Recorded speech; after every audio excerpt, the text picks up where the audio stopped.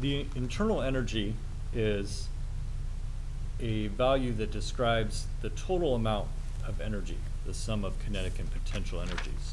So as we looked in examples here, the potential and kinetic energy, the sum of both of those is the internal energy. But often we are more focused on the change, the internal energy, delta E.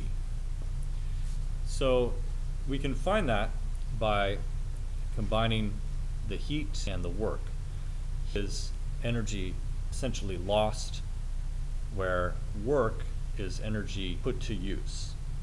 So they are both forms of kinetic energy, but heat is the vibration of particles, and work is energy that is put into moving something, like perhaps a piston, as in an engine.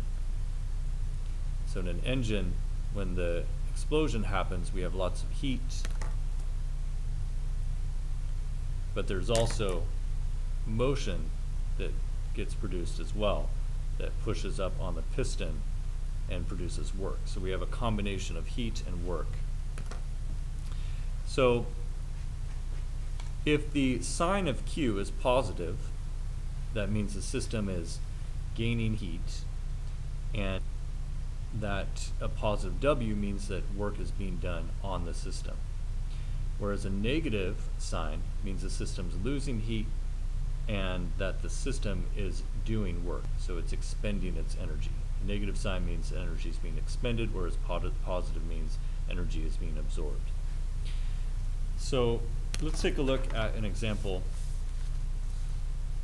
Calculate the change in internal energy for a process in which a system absorbs 140 joules of heat from the surroundings and does 85 joules of work on the surroundings.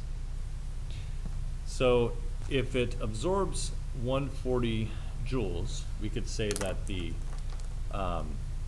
Q, or the heat, is 140 joules, and that's a positive value because it's being absorbed.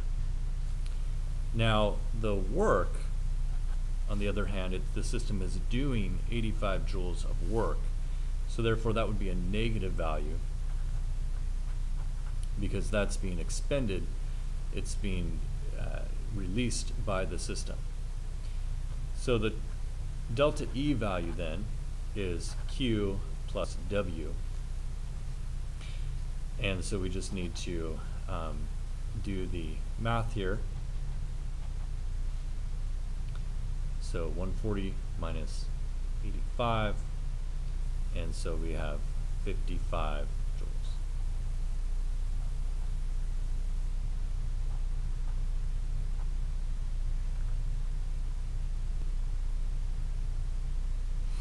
So let's take a look at another concept here as well. Charged particles.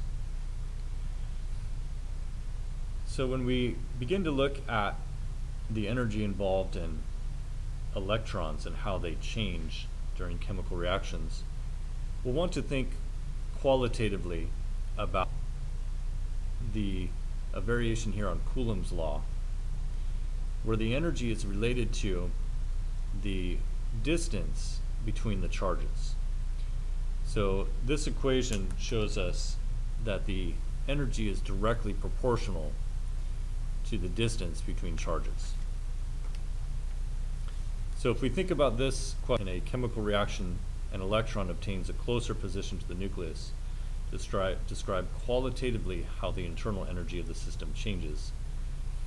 Well, if the energy, so if the nucleus